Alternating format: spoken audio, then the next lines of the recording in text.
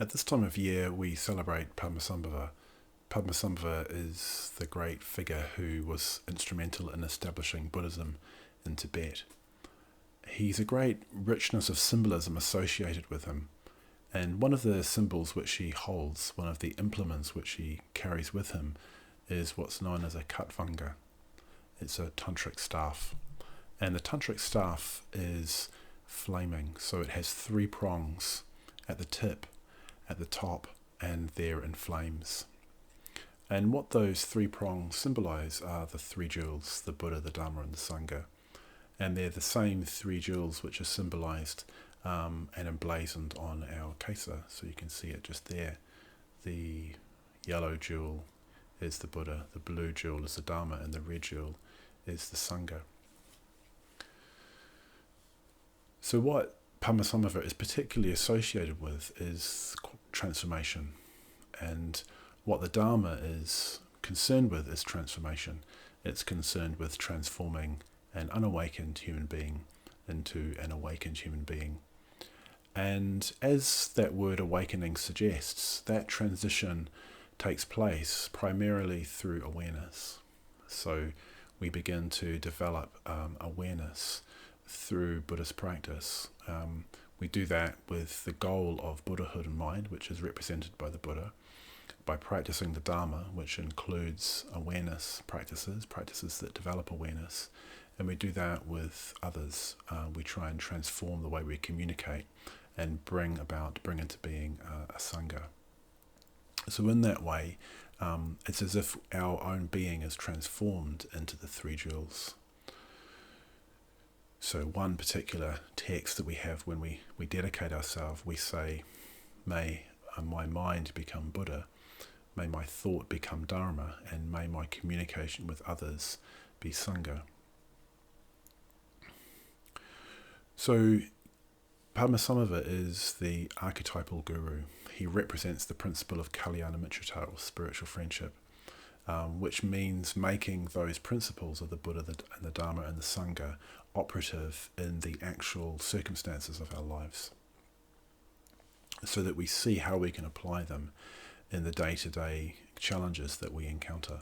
So I think there's often a barrier to deepening Buddhist practice where we feel like we've got to wait until things improve before we can practice. But actually, experiencing difficulties is often the time when we make most progress.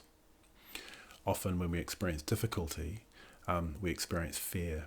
And when we experience fear, what we're noticing, if we're sufficiently aware, is that there's something that we're attached to, that we're afraid of losing.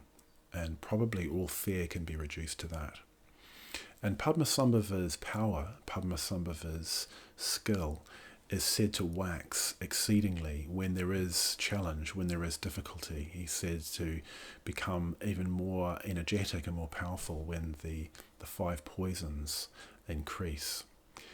So in a way, if we can remember Padmasambhava, if we can remember to go for refuge to the three jewels, to put those principles into effect in our life, precisely when we're feeling challenged, that's when we can make really significant progress.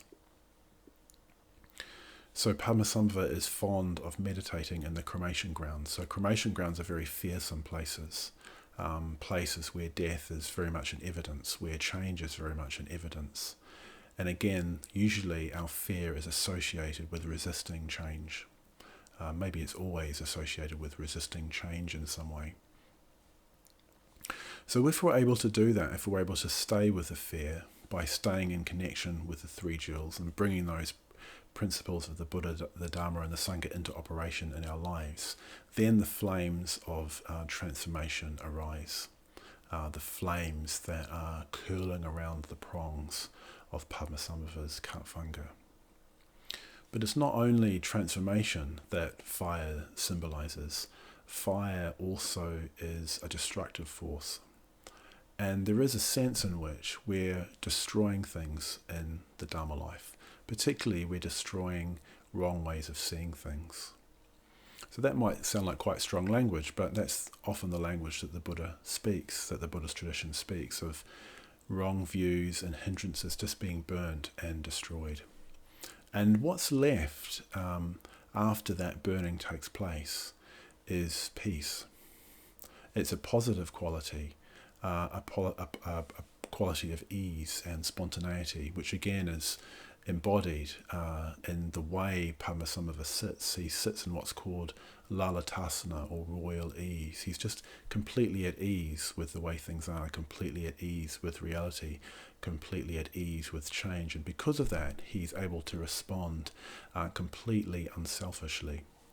So he's able to respond completely spontaneously and completely compassionately. So I also just want to leave you with this idea, and that is that peace itself is a fire.